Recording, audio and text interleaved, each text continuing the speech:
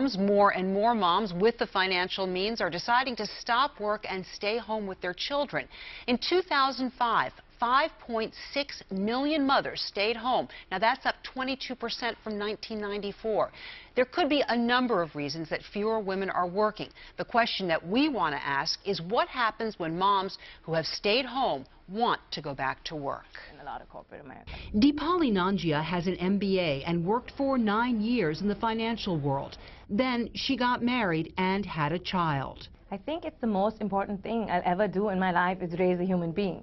Deepali's baby is now 1 year old, and Deepali wants to return to work. In the beginning, it was really hard, I think, adjusting from being a working person to being a stay-at-home mom. Like, there were times I was like, used to call my husband at the office and be like, I am jumping down from the balcony because this is the hardest thing I've ever done. I loved the project development, I loved the people, I loved the interaction.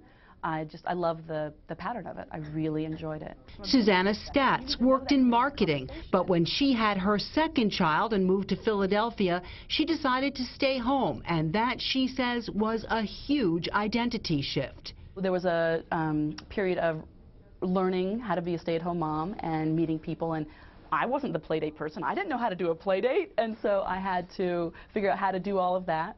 Susanna says she wants to go back to work and have the flexibility to be with her children. I want to do good in the world, and part of that is raising healthy, happy, well-adjusted children. But part of that for me is to work with a broader scope of people and issues.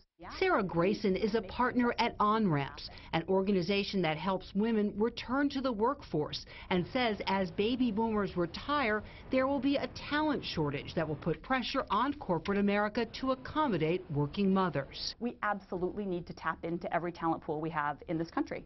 And there's plenty of extremely talented professionals out there who will come back if they're given the right opportunity.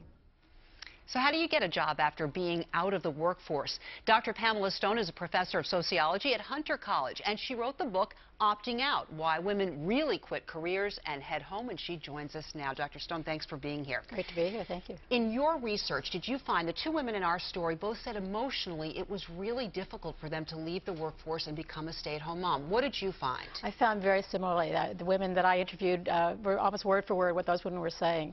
It was a huge loss of identity for women. They realized that they were giving up a lot of training and credentials and careers that they had really made considerable investments in and careers they loved. Are you finding that workplaces are becoming more hospitable to working moms, to moms who want to return to work in terms of being flexible? I think it's starting to happen. I think the women that I studied, though, really were being caught in the crossfire of rampant